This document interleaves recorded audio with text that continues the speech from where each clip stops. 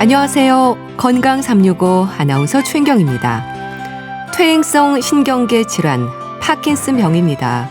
특히 노화가 가장 큰 위험 요인으로 지적이 되는데요. 행동이나 걸음걸이가 조금 느려지거나 손을 조금 떨기도 하는 초기 증상이 있어서도 단순히 노화로 생각하는 분들이 많아서 진단이 늦어지기도 합니다. 파킨슨 병의 진행 속도 그리고 치료도 궁금한데요. 잠시 후에 알아봅니다. 그리고 간 건강의 위험을 높이는 질환들에 대해서도 짚어보겠습니다. 건강 365 푸른 하늘의 푸른 하늘 듣고 시작하겠습니다. KBS 라디오 건강 365 함께하고 계십니다. 퇴행성 뇌질환으로 불리는 질환 중 하나가 파킨슨 병입니다. 진행될수록 움직임에 문제가 생기면서 일상에 불편이 더해지고요. 완치라는 표현을 할 수 없는 질환이기도 합니다. 파킨슨 병의 치료와 치료 목표가 궁금한데요. 순천향대 부천병원 신경외과 정문영 교수에게 도움 말씀 듣겠습니다. 교수님 안녕하세요. 예, 안녕하세요. 네, 반갑습니다. 파킨슨 병은 퇴행성 뇌질환으로 알고 있습니다. 노화가 원인인 걸까요? 예, 맞습니다. 네. 파킨슨 병은 도파민을 분비하는 뇌의 중뇌 흑질 세포가 점차 소실되는 네. 그런 퇴행성 신경계 질환이고요. 네. 직접적인 원인은 명확하진 않지만 네. 노화랑 가장 연관이 있는 것으로 알려져 있고 네. 거기에 이제 유전적 요인이나 다른 환경적 요인이랑도 연관이 있을 수가 있습니다. 네. 우리가 초고령 사회를 살고 있는데요. 그럼 파킨슨 병의 발병률이 어느 정도인가요? 국내 심평원 통계를 보면 네. 2017년에 한 10만 명 정도 파킨슨 환자가 있는 것으로 있었고요. 네. 매년 3천에서 4천 명 정도씩 꾸준히 늘고 있습니다. 네. 일반적으로 60세 이상 인구에서 한 1%가 파킨슨 병을 앓고 있고, 네. 80세 이상에서는 4에서 5% 정도라고 알려져 있습니다. 네. 아무래도 노인 인구가 늘면서 그렇게 계속 증가하지 않을까 싶은데요. 이게 완치를 기대할 수 있는 병도 아니라고 들었습니다. 그런가요? 예, 맞습니다. 네. 파킨슨 병은 이제 퇴행성 뇌질환, 즉 노화로 인해서 나타나기 때문에 네. 점차 진행할 수밖에 없고요. 네. 완치 자체는 어렵습니다. 네. 하지만 이제 도파민계 약물 치료나 뇌신부 자극술, 네. 재활 치료 그리고 영양 관리 등을 통해서 삶의 질을 유지하거나 증상을 완화시킬 수 있습니다. 네. 따라서 이제 파킨슨 병의 치료 목표는 완치가 아니라 네. 삶의 질 유지와 진행 억제라고 말씀드릴 수 있습니다. 네. 완치는 어렵다고 하셨는데요. 이 병의 진행 속도는 좀 느린가 보죠? 조기 발견도 쉽지 않다고 하던데요. 예, 맞습니다. 파킨슨 병은 서서히 진행하는 병이고요. 네. 하지만 이제 사람마다 그 진행 속도는 조금씩 다릅니다. 네. 근데 이제 만약에 굉장히 빠르게, 예를 들어서 한 2, 3년 안에 네. 급격하게 진행하는 그런 파킨슨 증상이 있다면은, 네. 그건 파킨슨 병이 아니고, 이제 유사한 다른 질환이라고 볼 수가 있습니다. 네. 이제 파킨슨 병의 초기 증상은 행동이 조금 느려진다던가, 네. 걸음이 느려진다던가, 손을 조금 떤다던가, 얼굴 표정이 무표정해지는 등의 아주 미묘하거나 애매해서, 다른 노화의 현상과 구분하기 어려운 경우가 많습니다. 네. 더군다나 이제 보행이 느려지는 증상은 정상 노화나 척추 질환에서도 나타날 수가 있기 때문에 네. 이거를 이제 처음부터 구분해내기라는 쉽지 않을 수도 있습니다. 네. 그래서 좀 진단이 늦어지는 편이고요. 그래서 파킨슨 병이 처음 진단되는 시점에는 이미 상당히 도파민 신경세포가 소실된 상태에서 네. 발견되는 경우가 많습니다. 네. 보행 같은 경우에는 이제 척추 질환과 혼동이 된다고도 말씀하셨는데요. 그럼 좀 유사한 다른 질환은 뭐가 있을까요? 유사한 다른 질환으로는 이제 보행과 관련된 거 말고 이제 네. 떨림이랑 관련돼서 유사한 질환이 있을 수가 있고요. 네. 이제 파킨슨 병이 이제 대부분 이제 손이 떨리는 질환이다 이렇게 알려져 있는데 네. 사실 손 떨리는 질환은 이제 본태성 떨림이나 네. 또 근긴장 이상증, 뇌졸중, 약물 부작용 등 다양한 원인에 의해서 발생할 수가 있습니다. 네. 이제 그럼에도 불구하고 이제 구분할 수 있는 포인트가 있기는 있는데요. 네. 파킨슨 병의 떨림은 이제 주로 휴식 시에 나타나고 예. 손가락으로 뭔가 이렇게 돌리는 듯한 그러한 떨림이 나타나고요. 네. 다른 원인에 의한 떨림은 이제 네. 휴식할 때보다 손을 쓸 때 더 많이 떨리고 이제 파킨슨병에서 나타나는 그런 보행장애와 같은 다른 증상이 동반되지 않는 경우가 많습니다. 네. 잘 분별할 필요가 있겠네요. 또 다른 증상들 같은 경우는 어떤 게 있을까요? 이제 파킨슨병은 크게 운동 증상과 비운동 증상으로 나타날 수가 있는데요. 네. 이제 대표적인 운동 증상은 서동증이라고 해서 네. 움직임이 느려지는 그런 증상이 있고, 네. 근육이 경직되고, 그리고 그러다 보니까 자세가 불안정해지는 그런 증상이 나타날 수가 있습니다. 네. 이제 또한 비운동성 증상으로는 후각의 저하, 네. 우울이나 불안, 변비, 그리고 자율신경계통의 기능이 당이 나타날 수가 있습니다. 네. 이제 또 중요한 것이 이제 렘 수면 장애라고 해서 네. 자다가 갑자기 일어나서 이상한 행동을 하는 그런 경우도 있습니다. 네. 그러니까 움직임만 관련한 증상만 있는 게 아니네요. 후각에 문제가 생긴다거나 변비 또 렘 수면 장애도 온다고 하셨는데 근데 이런 증상들도 나이 들어서 그런가 생각하면 진단이 늦어지기도 할 것 같은데 어떨까요? 예, 맞습니다. 이게 사실 이제 그 나이가 들어서 그런 증상을 앓고 있는 이제 고령의 환자분들이 꽤 많기 때문에 네. 이제 단순히 이제 후각 저하나 변비, 수면 그리고 우울증과 같은 파킨슨병의 비운동 증상들은 네. 이제 초기에 다른 질환이랑 다른 노화의 현상이랑 구분하기 어려운 경우가 되게 많습니다. 네. 그래서 이제 내과나 정신과 등에서 그런 증상에 대한 대증 치료를 받다가 네. 진단이 늦어지게 되고 도파민 세포가 한 60에서 70% 정도 이상 없어진 상당히 진행된 상태로 내원하는 경우가 많습니다. 네. 그렇기 때문에 이제 50대 이상에서는 네. 이런 증상이 관찰되는 경우에 네. 파킨슨병인지 여부를 좀 판단받을 필요가 있습니다. 네. 앞서 파킨슨병은 완치가 어렵다고 말씀하셨는데요. 그럼 완치가 목표는 아니고요. 진행을 늦추는 걸 목적으로 하는 건가요? 예, 맞습니다. 현재 의학으로는 네. 파킨슨병을 완치하는 것은 불가능하고요. 네. 대신에 이제 파킨슨병의 경과를 조절하는 것은 가능합니다. 네. 이제 도파민 부족한 것을 약으로 보완하고 네. 그리고 여가 활동이나 운동 등을 병행하면서 일상생활의 기능을 유지하고 그리고 건강한 식습관 그리고 생활 습관을 통해서 네. 병의 진행을 최대한 늦추는 것이 치료의 목적이라고 말할 수 있습니다. 네. 자, 파킨슨병 진단을 받으면 우선 약물 치료부터 진행이 되나요? 예, 맞습니다. 약물 치료가 1차 치료고요. 네. 초기에는 이제 적은 용량으로 시작해서 경과를 보면서 증상 조절을 시도합니다. 네. 그럼 약물의 역할은 어떤 건가요? 이제 파킨슨병의 핵심 자체가 이제 중뇌 흑질에서 도파민을 만들어내는 신경세포가 없어지는 것인데요. 네. 이제 도파민이라는 거는 이제 운동 조절이나 정서 안정, 동기부여, 학습 등에 관여하는 굉장히 중요한 신경 전달 물질이고요. 네. 그리고 특히 파킨슨병에서 나타나는 그런 부자연스러운 움직임과 네. 연관이 있습니다. 네. 그래서 이런 자연스럽고 조화로운 운동을 하기 위해서는 도파민 신호가 꼭 필요하기 때문에 도파민이 저하되어 있는 파킨슨병에서는 이를 보충하는 도파민 약제가 기본이 됩니다. 네. 그러니까 도파민을 채우는 게 중요한 거네요. 예, 맞습니다. 네. 그럼 약물 치료는 진단부터 시작해서 계속 이어져야 하는 건가요? 예, 파킨슨병은 진행성 질환이기 때문에 네. 약물 치료는 장기적으로 계속해서 지속되어야 하고요. 네. 약을 중간에 끊거나 하는 것은 별로 바람직하지는 않습니다. 대신에 이제 시간이 지남에 따라서 용량을 조절하고 네. 약제를 변경하거나 병합하거나 하는 것이 필요합니다. 네.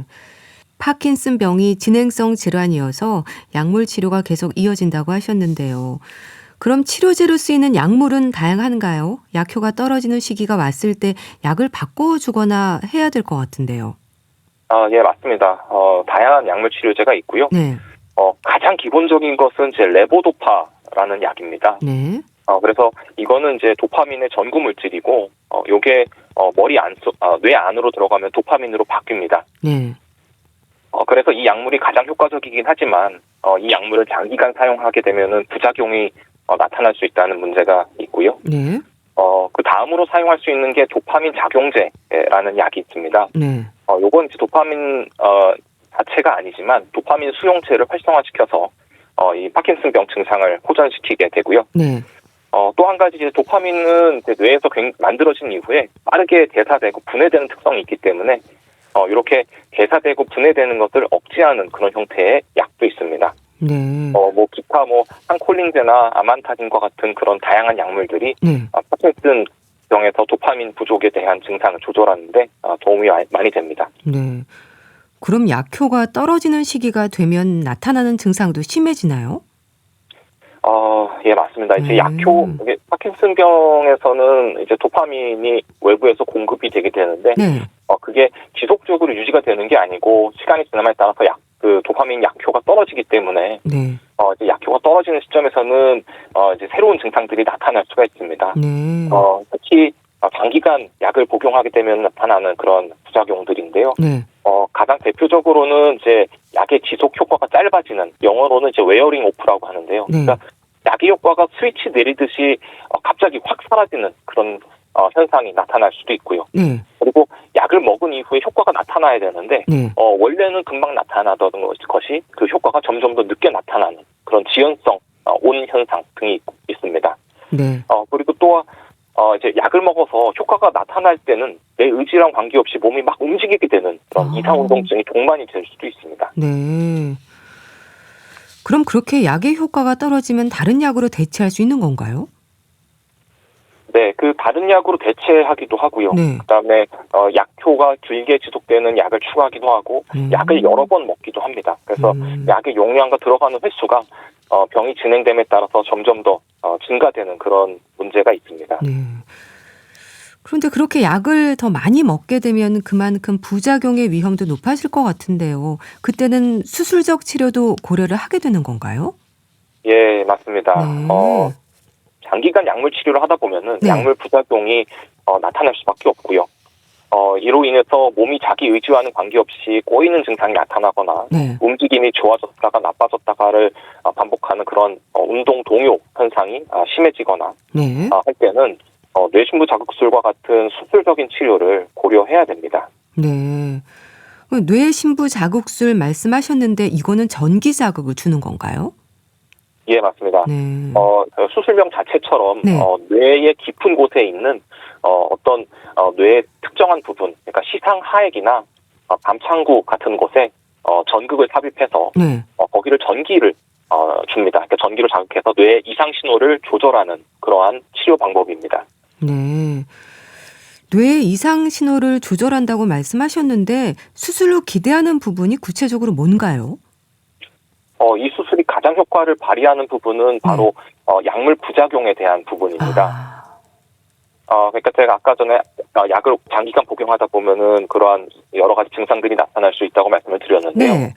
이제 약물 효과의 기복이 큰 운동 동요 증상이 나타나고 갑자기 오프가 나타나서 몸을 잘 움직이지 못하는 경우, 그리고 이상 운동증이 나타나서 몸이 막 꼬이고 흔들리는 경우, 이러한 경우에 이 약물 부작용이 나타나는 경우에 뇌신부 자극술을 하면은 상당히 효과적입니다. 네. 그럼 이거 노인들에게도 큰 부담이 없는 수술법일까요? 아무래도 이게 뇌수술이다 보니까 70세 이상의 노인의 경우에는 좀 주의를 기울여야 합니다. 물론 이제 80세 이상의 노인한테서 시행하는 경우도 있긴 있는데요. 네. 그렇게 흔하지는 않고요. 이제 다만 이제 전신 상태가 양호하고 인지 기능이나 출혈의 위험이 높지 않은 경우에는 노인이라고 하더라도 수술이 불가능하지는 않습니다. 네. 그러면 이게 파킨슨병 진단을 받았을 때 아예 수술부터 하면 안 되는 건가요? 예, 그거는 바람직하지 않습니다. 그렇게 하면 안 되고요. 네. 이제 뇌신부 자극술은 약물 치료를 대체한다기보다는 약물 치료의 부작용을 치료한다라고 보는 것이 합당합니다. 이제 그렇기 때문에 약물 치료를 최소 3년 이상 시행하고 그리고 나서 이제 약물 부작용이 생기거나 약의 효과가 빠르게 떨어지는 현상이 나타나게 되면은 그때 수술적 치료를 이제 고려해야 되고요. 진단 초기에 파킨슨병은 약물 치료만으로 일상생활을 충분히 영위할 수가 있기 때문에 조기에 수술하는 것은 별로 큰 도움이 되지 않습니다. 네. 그러니까 수술 전에 일단은 약물 치료부터 진행을 하는 거네요. 예, 맞습니다. 자, 그러면 뇌신부 자극술을 받아도 이게 부작용 때문에 시행을 하는 건데 약물을 계속 복용하게 되는 건가요? 예, 맞습니다. 이게 DBS 뇌신부 자극술이라는 것 자체가 약을 완전히 대체하지는 않습니다. 대신에 약의 용량을 줄이거나 그리고 약의 부작용을 없애는 그러한 효과가 있기 때문에 그 뇌신부 자극술을 했을 때 환자의 삶의 질이 올라갈 수가 있고요. 네. 일부 환자에서는 약물 용량이 절반 이상 감소하기도 합니다. 그럼 그렇게 약물 반응에 대한 효과도 살펴야 한다면 신경외과뿐 아니라 신경과와의 협진도 필요하겠네요. 예, 맞습니다. 이제 네. 뇌신부 자극술은 단순히 뇌에 전기만 흐르게 한다고 해서 이제 해결되는 그런 치료가 아닙니다. 네. 뇌에 어떤 자극을 줄지를 결정해야 되는데 그때는 이제 약이 어떻게 투여되는지도 상당히 중요하기 때문에 네. 이때는 신경과와 그리고 신경외과의 긴밀한 협조가 되게 중요합니다. 네. 그럼 뇌신부 자극술까지 가지 않고 약물 치료로 효과를 보는 분들도 또 많으신가요? 예, 맞습니다. 이게 약물 치료 무조건 다 약물 치료 뇌신부 자극술까지 하는 건 아니고요. 네. 뇌신부 자극술까지 가지 않고 약물 치료만 하시는 분들도 사실은 약물 치료만 하는 분들이 더 많습니다. 네. 이제 그 중에 대략 한 10% 정도, 그러니까 전체 환자의 한 10% 정도만 이제 뇌신부 자극술이 필요한 그런 경우에 해당한다고 보시면 되겠습니다. 네. 그런데요, 이 뇌신부 자극술이 전기 자극을 주는 방법이라고 말씀하셨는데요. 기기를 삽입하는 건데 충전을 해주는 건가요? 배터리 수명이 긴지 좀 궁금합니다. 예, 그 뇌신부 자극기기는 이제 심박 조율기처럼 네. 이제 뇌에 전기 자극을 보내는 자극 발생 장치와 배터리가 있는데요. 네. 배터리는 종류에 따라서 크게 두 가지로 나눠집니다. 네. 하나는 비충전식이고요. 하나는 충전식입니다. 네. 이제 비충전식은 굳이 충전할 필요가 없지만 한 3년에서 5년 정도 지나면은 이제 배터리가 완전히 소모가 되기 때문에 네. 그때는 다시 교체를 해줘야 됩니다. 음. 이제 충전식 같은 경우에는 이제 배터리가 소모될 때마다 반복적으로 충전을 하면서 사용할 수가 있고요. 네. 수명은 한 15년 이상 되는 경우가 많기 때문에 네. 배터리 자체가 고장나지 않는 이상 교체 수술이 필요하지가 않습니다. 네. 그럼 배터리를 교체해야 하는 경우 다시 수술을 해야 되는 건가요? 예, 전체를 다시 하는 건 아니고요. 네. 배터리만 바꾸면 됩니다. 이게 수술적으로 봤을 때 전기 자극기가 뇌에 들어가고 네. 배터리는 가슴 쪽에 들어가는데요. 가슴 쪽에 들어가 있는 배터리만 바꿔주는 수술을 하게 되는 겁니다. 네. 그럼 파킨슨병으로 관리 중이라고 해도 모두 수술적 치료가 필요한 건 또 아니라고 말씀하셨는데요. 그럼 수술이 필요한 경우는 어떤 경우인 건가요? 이제 대략 한 진단 후에 한 3년에서 5년 정도가 먼저 좀 경과를 해야 됩니다. 네. 이제 제가 아까 말씀드렸던 대로 파킨슨병이 아닌 경우도 있을 수가 있기 때문에 이제 퇴행성 질환이라고 해서 전부 다 파킨슨병이 아니고 네. 잘 못 걷고 떨린다고 해서 전부 다 파킨슨병이 아니기 때문에 네. 이게 파킨슨병인지 확실하게 알려면은 어느 정도 시간은 조금 지나야 됩니다. 네. 그 다음으로는 또 약물에 대한 반응이 굉장히 중요하고요. 네. 이 파킨슨 약물, 그러니까 도파민 약물을 투여를 했을 때 약물에 대한 반응은 굉장히 좋지만 약물의 부작용이 존재해야 그때는 이제 수술적 치료가 필요하다라고 말씀드릴 수 있습니다. 네. 근데 약에 대한 반응이 좋다는 거는 그만큼 뇌세포가 건강하다는 것을 뜻하고요. 이 뇌신부 자극술이라는 거는 뇌 세포를 자극하는 거기 때문에 네. 뇌 세포가 건강하면 건강할수록 그 효과가 좋다라고 말씀을 드릴 수가 있습니다. 네.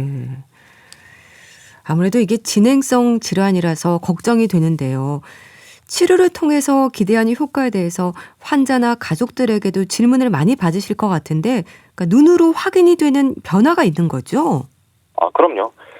이제 약물 치료나 수술적 치료 후에 이제 깜짝 놀랄 만한 변화를 보이는 경우가 상당히 많고요. 네. 이거는 이제 파킨슨병이 진단되고 초기에 약을 먹기 딱 시작할 때는 원래는 이제 몸이 무거워서 굉장히 걷기도 힘들고 움직임도 잘 안 됐던 그런 사람이 네. 약을 먹은 이후에는 몸이 굉장히 가벼워지고 보행도 잘하고 표정도 밝아지고 말수도 늘고 이래서 굉장히 좋아하는 경우가 많고요. 네. 수술도 마찬가지입니다. 네. 이제 수술 전에는 떨림이 굉장히 심하고 운동 동요 때문에 일상생활이 거의 안 되던 사람이 많은데요. 네.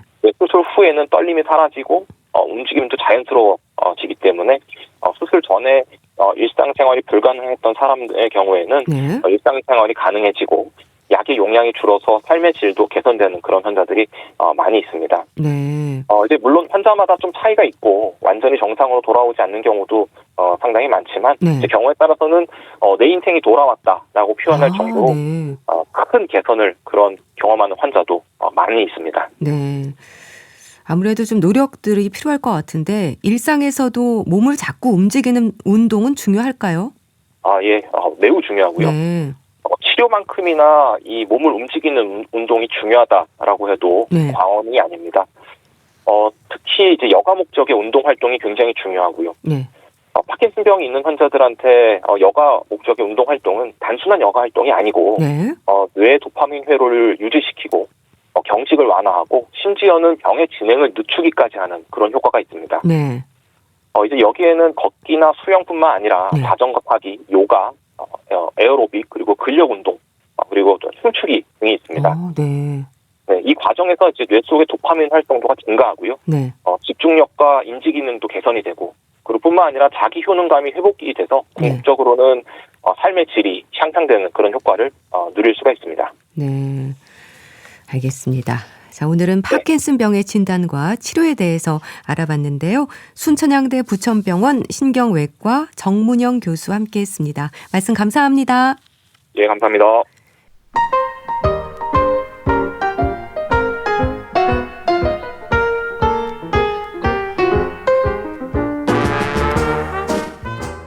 건강한 하루의 시작. KBS 라디오 건강 365.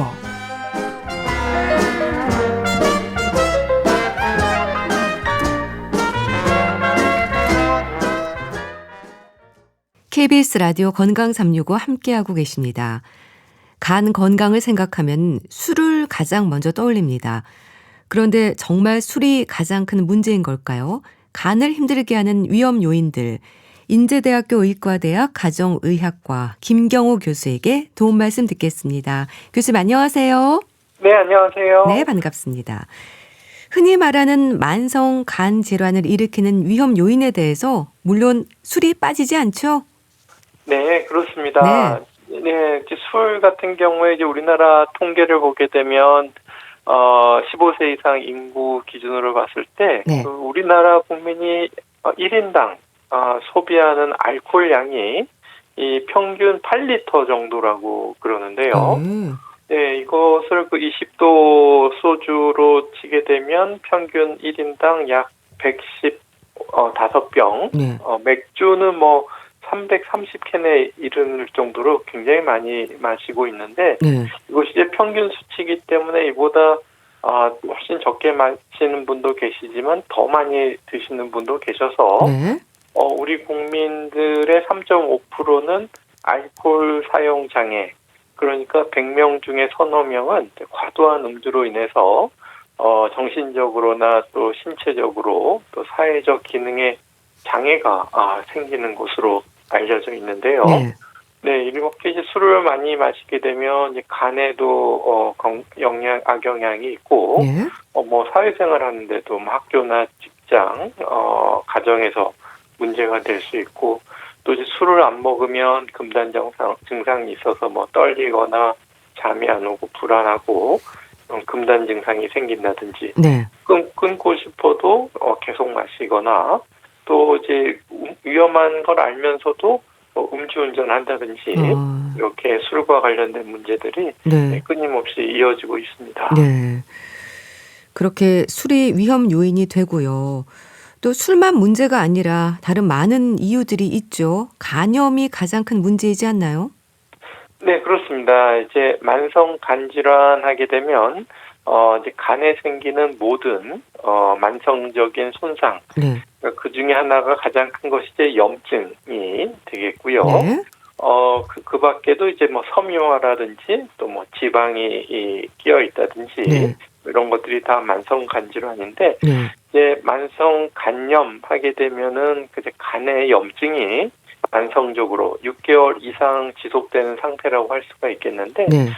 이렇게 간에 염증이 생기는 이유는 뭐 여러 가지 이유들, 주로 이제 만성 간염 바이러스라든지 네. 또 말씀하신 술, 알코올에 의한 거라든지 또 간에 영향을 주는 약물이라든지 또 자가면역 질환 같은 것들에 의해서 네. 간세포에 이제 염증이 생겨서 실제로 이제 현미경으로 보게 되면 간세포가 차례차례 여기저기 괴사 죽어 있고 네. 또 염증 세포들, 뭐 림프구나 단핵구 이런 것들이 간세포 사이에 이제 침면되어서 네. 계속 꾸준히 염증을 일으키는 현상이 만성 간염 상태다. 현재 진행형 상태다. 이렇게 볼 수가 있겠습니다. 네. 간의 염증이 만성적으로 6개월 이상 지속되는 상황이라고 하셨는데요. 그 원인으로 여러 가지 짚어주셨는데 바이러스 간염이 만성 간 질환의 대부분을 차지하는 이유가 뭘까요? 네, 그것은 이제 간염을 일으키는 바이러스들의 특성과 또 이 바이러스에 감염됐을 때의 어떤 면역 체계, 네. 이제 어린 나이에 감염되었다는 아, 것과 이제 관련이 많을 텐데요. 네. 우선 그 바이러스 특성별로 보게 되면 흔히 뭐 A형 간염, B형 간염, C형 간염 이렇게 들어보셨을 텐데요. 네.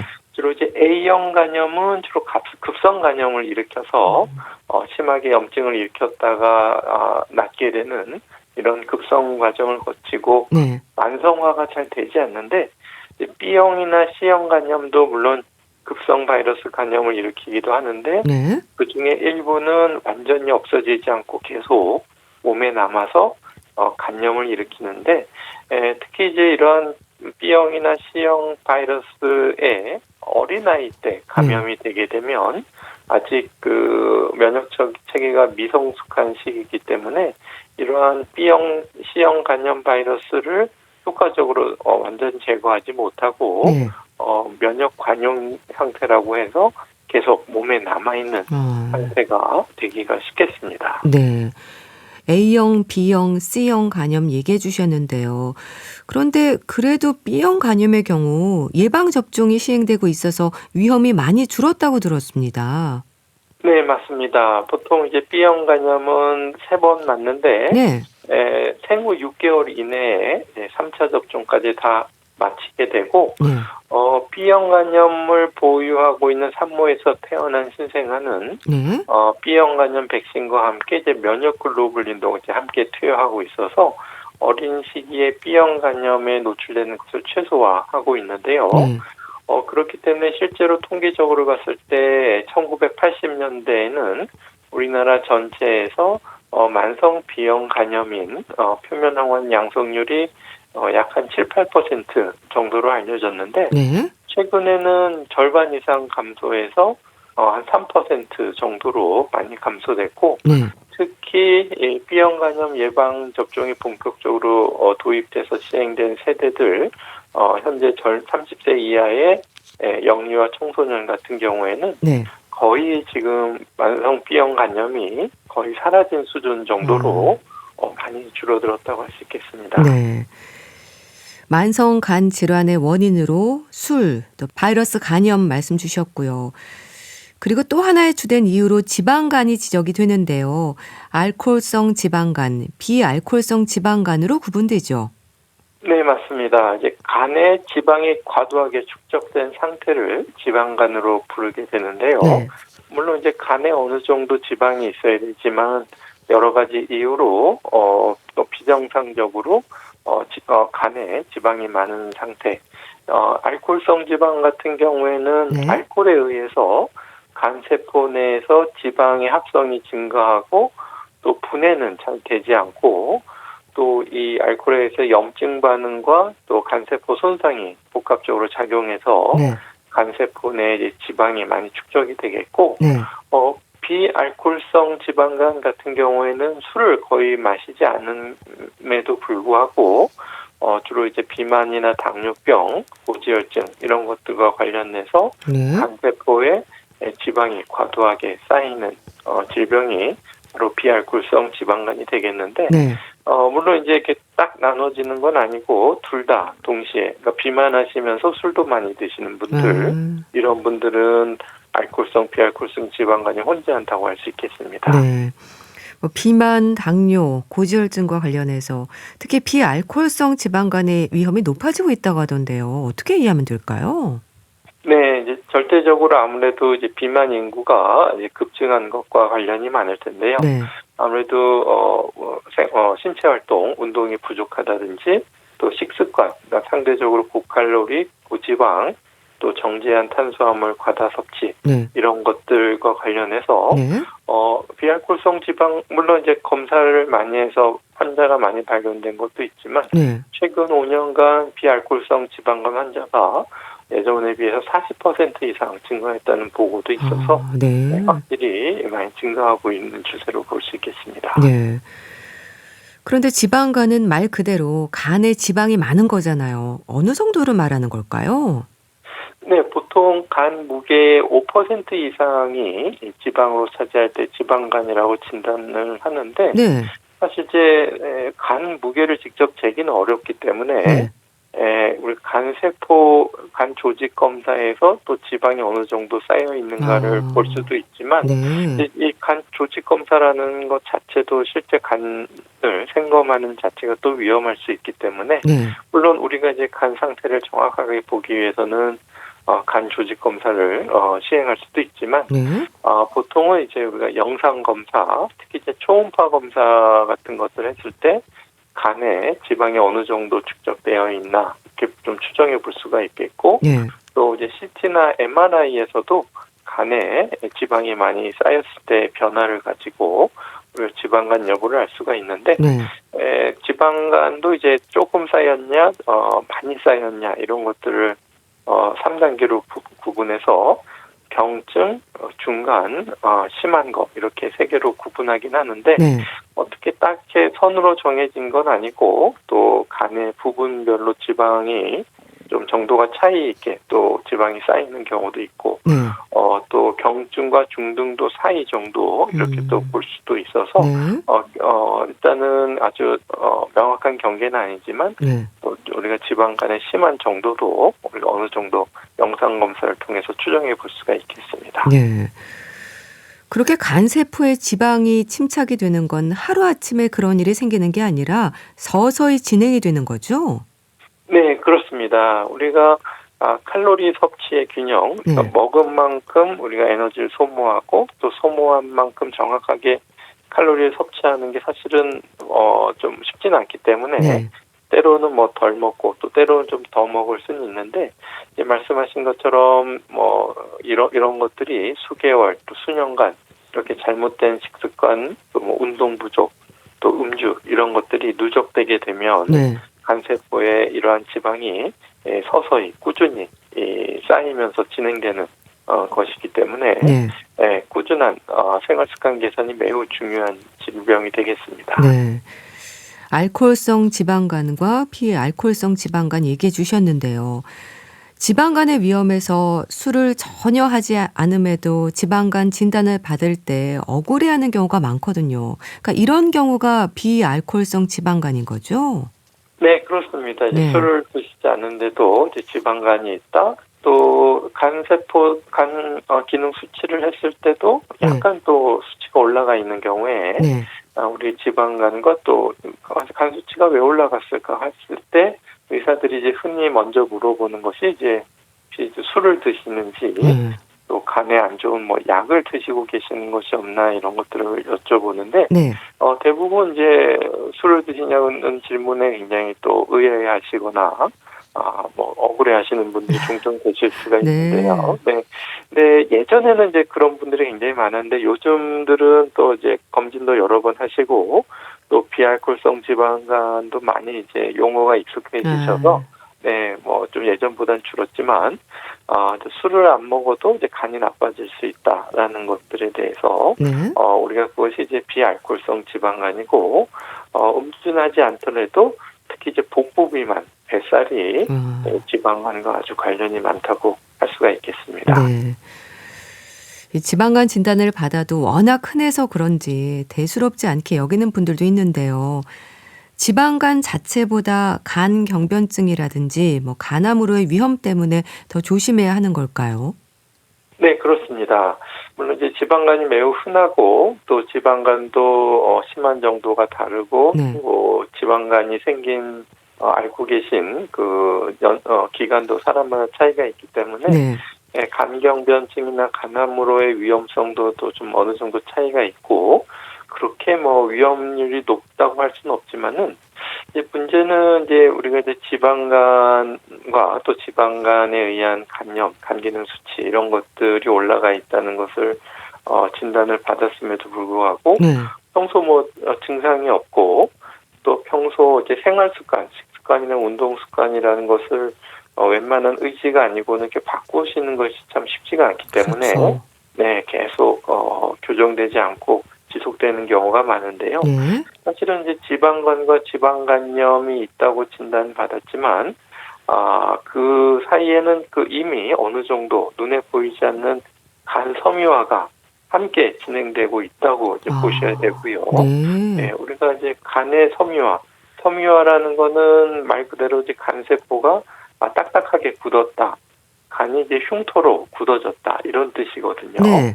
우리가 간세포가 손상이 되면 우리가 새로운 간세포가 재생이 되고 간이 다시 회복되고 이런 과정을 거쳐야 되는데 네. 너무 이러한 죽고 간세포가 재생되고 이런 과정이 자꾸 반복되고 그렇게 되면 일부는 이제 회복이 안 되고 딱딱하게 굳는 흉터가 지게 되는데 네. 그런 것이 이제 많이 심해지면 이제 초음파나 CT에서 간이 울퉁불퉁하게 이제 보이게 되면은 그리고 또 간이 이렇게 쪼그라져 보이면 우리가 간경화가 왔다 이렇게 진단을 하는데요. 네. 이제 초음파나 CT에서 간경화가 왔다 이렇게 보일 정도면은 사실은 이미 좀 많이 진행되고 다시 좀 회복하기 어려운 정도의 좀 심한 상태다 이렇게 보셔야 되기 때문에 네. 계속 이런 지방간과 지방간염이 계속 개선되지 않고 계속 방치되어 있다면 어느 정도 간섬유화라는 것이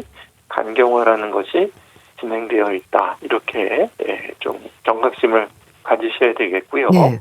우리가 이제 간섬유화, 간경화 정도를 보려면은 사실은 이제 간 조직 검사를 할 수도 있지만 굉장히 비침습적인 검사이기 때문에 네. 우리가 이제 간에 딱딱한 정도를 초음파로 이렇게 측정하는 파이브로스캔 간 경직도를 측정하는 방법도 있어서 네.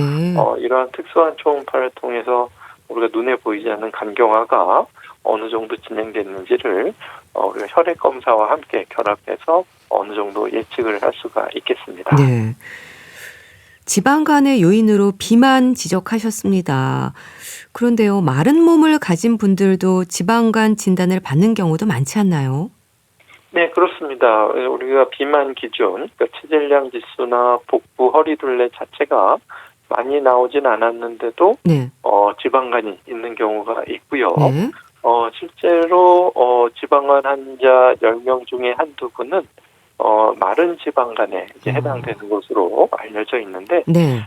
이제 마른 지방간도 좀 원인이 여러 가지 요인들이 관련되어 있는데, 우선 그 체중 자체는 정상이지만 상대적으로 복부에 내장 지방이 많고 네. 근육량이 적으신 분들 이런 경우에 마른 지방간이 또 오실 수가 있겠고, 네. 또 상대적으로 또 어떤 약이라든지 이런 것들에 의해서 간 손상이 술은 아니지만 어떤 간에 손상을 주는 약물들을 장기간 복용하면서 네. 간 손상으로 또 지방간이 생기신 분들, 또 드물지만 또 뭐 특정 유전자 변이에 의해서도 이러한 체중과 관련 없이 지방간이 생기는 경우도 드물게 있을 수가 있겠습니다. 네. 지방간 자체로는 아무 증상이 없는 거죠? 네, 그렇습니다. 피로감이나 뭐 이런 것도 전혀 없고 네. 아무 증상이 없기 때문에 또 실제로 뭐 검사를 해도 간 기능 수치 자체는 멀쩡해 보이니까 네. 괜찮다 뭐 이렇게 방심하게 되는 경우가 많은데요. 네. 이런 것들이 이제 오래되고 방치되면 그 중에 일부는 간경화가 더 심해질 수가 있기 때문에 빨리 개선하시는 것이 필요하겠습니다. 네. 그래서 건강검진에서 우연히 알게 되는 경우가 많지 않나 싶은데요. 지방간 진단을 받으면 가장 먼저 해야 할 일이 뭘까요? 네, 우선 아까도 이제 술이나 약물 복용력을 말씀드렸는데 네. 일단 지방간의 원인이 이제 좀 무엇일까 한번 파악해 보시는 것이 필요하겠습니다. 그래서 이제 생활 습관이 원인이다. 네. 그래서 너무 앉아 있는 시간이 많고 운동 시간이나 운동 습관이 너무 부족하다. 이런 경우에는 생활 습관 개선이 이제 중요하겠고요. 네. 물론 이제 술이 관련이 있다면 이제 금줄하셔야 되겠고, 또 비만과 이제 복부 비만 있으시다면 뱃살 빼는 노력들을 함께 하셔야 되고, 네. 이제 지방간이 이제 어느 정도 좋아졌는지를 또 초기에 진단받으신 분들 열심히 하시면 또 다음 건강검진에서 지방간이 또 많이 빠졌다라는 것을 또 얘기를 들으시기도 하기 때문에 네. 정기적으로 또 간 건강을 검사로 점검해 보시는 것도 필요하시겠습니다. 네. 술이나 약물 복용 여부를 돌아보고 생활습관 개선도 말씀 주셨는데요. 간을 보호해준다는 건강기능식품에 의존하는 분들도 있는데 어떨까요? 조심해야 하는 분들도 있을까요? 네, 그렇습니다. 이제 만성간 질환, 이런 것들이 다양한 원인 질환에 의해서 생기고 있고, 네. 아직까지 그 만성간 질환에 대한 뚜렷한 치료제는 없지만, 간을 보호해주는 효과가 있을 것으로 기대되는 약들은 실제로 병원에서 처방되는 성분들이기도 한데요. 네. 우선 그 실리마린이라는 성분은 우리가 밀크시슬, 그러니까 우리나라 말로 흰무늬 엉겅퀴라는 식물에서 추출된 성분인데, 네. 간 보호 기능과 이제 항산화 효과가 좀 있을 것으로 보고 있고, 네. 또 우르소콜린산 제품 같은 경우에는 담즙 흐름을 좀 원활하게 도와주는 효과가 있고, 네. 그 밖에도 뭐 비타민 B군이라든지 또 아미노산제들이 간 기능에 좀 도움을 줄 것으로 예상이 돼서 사용해 볼 수가 있겠는데, 네. 문제는 이제 간 질환이 다양하기 때문에 어떤 간 질환인지 의사의 정확한 진단을 받고, 네. 이 간 질환의 문제가 해당 건강기능식품 성분으로 실제 도움이 될 수 있을 것인지를 의사에게 확인을 받고 드시는 것이 좋겠고, 네. 또 그런 건강기능식품이 아니라 다른 치료법이 좀 더 적극적으로 우선이 돼야 된다. 예를 들면 만성 바이러스 간염이다 그러면은 항바이러스제 치료를 먼저 하는 것이 우선이라든지, 네. 또 복부 비만이 심한 경우에는 조금 더 적극적으로 체중 감량 약물 같은 것들을 함께 쓰는 것이 필요한지, 이런 것들을 좀 의사의 판단을 받는 것이 필요하겠고, 네. 두 번째는 그 드시고자 하는 그 건강기능식품이 이제 제대로 된 제품인지, 그러니까 식약처에 이제 인증을 받은 것인지, 네. 성분이나 또 함량 이러한 정보가 정확한 제품인지를 확인하고 드셔야 되는데, 네. 워낙 이런 건강기능식품이 다양하고 또 성분이 부정확하거나 또 잘못된 경우에는 오히려 또 좀 위험할 수도 있고, 네. 또 과도하게 드시면 또 이런 성분들이 중복해서 또 드실 수가 있기 때문에 보조적인 수단으로 하시면서 의사의 공고를 먼저 따르시는 것이 필요하겠습니다. 네. 정기적인 간 건강을 살펴야 하는 분들, 간 수치가 지속적으로 올라가거나 만성 간 질환에 가족력이 있는 분들, 음주를 즐기는 경우도 그렇고요. 또 비만이나 당뇨병과 같은 대사성 질환이 있는 분들도 특히 조심을 하셔야 되겠습니다. 그리고 자신의 바이러스 간염 항체도 확인을 좀 해보시면 좋을 것 같네요. 잘 들었습니다. 오늘은 만성 간 질환을 일으키는 위험 요인들에 대해서 짚어봤는데요. 인제대학교 의과대학 가정의학과 김경호 교수와 함께했습니다. 감사합니다. 네, 감사합니다. 케니지의 연주곡 러빙 유 보내드리면서 인사드릴게요. 건강365 아나운서 최인경이었습니다. 고맙습니다.